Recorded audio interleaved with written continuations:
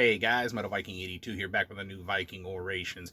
Got another review for you today, the first of 2024, and I can think of no better way to kick off the year reviewing than with some Indiana metal. And the album I'm going to be talking to you about today is the forthcoming debut full-length album from the band Karkosa, entitled Esoterrorcult, out February 23rd through Redefining Darkness Records. And if you're not familiar with Karkosa, they are a black and death metal band out of Fort Wayne, Indiana. Been around since 2013, featuring Alden DeBee, hopefully I pronounced your last name right, if not I apologize, on guitars, Brenton Weaver on guitars, Ian Lemberg on the drums, and Rafael Palacios on vocals. The session bass for this album was done by Kurt Lay. As I said, this is the band's debut full-length album. It is 10 tracks and just a little over 50 minutes in length. I forget how I actually discovered this band, but after getting their 2018 EP, Harvest of the Adept, I became an instant fan. So when it was announced that they were signing to Redefining Darkness Records, which is an absolutely killer label, I was very ecstatic, and I was even more so whenever I received the promo for this in my inbox. And without a doubt, these guys have crafted an absolute banger of an album and a debut offering for this new label of theirs, because before this they were completely unsigned. The drums are really what hits you first when you start listening to this album, as the band wastes absolutely no time beginning their oral assault on your ears. Drums have really solid production. They seriously hit hard throughout this entire thing. And while it's not a total blast fest, as there's some really nice patterns, rolls, and fills to be found on this album, there's a ton of killer blast beats and double bass, some of which are just fast as fuck at times. Loved the drums on this album. Really great guitar work all over this thing, with a very old school black metal kind of evil sounding guitar tone. And at times it kind of brought to mind Dark Funeral and Marduk, among others. They're just icy, fast, and just scything, hitting you with nice, fast tremolos, but they also slow things down a bit, and even add some melodic touches at times, and some real death metal heft to their songs. Some good things I noticed here, like track number 6, Remnants of Creation, at 4:29, pretty much all the way to the end of the song. That is just a perfect example of the death metal heft that the band adds to their songs. I mean, it's like you go from these nice tremolos, and then you get to that part, and then, like I said, towards the end of the song, it's just nothing but this pure death metal brutality.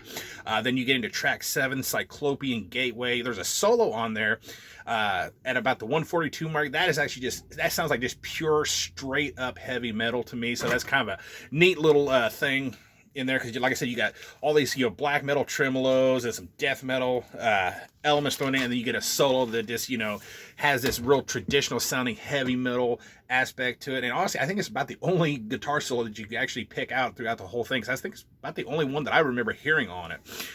The bass on here, while not too high in the mix, and kind of tending to work with the guitars while it's laying down that backbone to all these songs, does come through more at times with this thick and twangy tone. When you get into track number 4, Domine Sanctum, at about 2:20 in, it really comes through, just really twanging away. And then you get into, again, track 7, Cyclopean Gateway, at about the 2:32 mark. It really comes through again, really, brings itself forward in the mix, and really, you get a good sound, a sense of the tone that they have. Now, I thought Rafael turned in a very powerful and very vocal performance on this thing, from the, traditional kind of black metal snarls that kind of reminded me of like a more powerful Helljarmarder from Dark Funeral, to these killer growls, spoken word sections, and even some, just kind of almost not quite hardcore, but definitely some, maybe thrashy shouts at times. And there's even some gang vocals that are, kind of sprinkled in throughout periodically. Some of them even kind of sound almost like choir-esque a little bit, or, Gregorian, if you will, if you were going to go that way.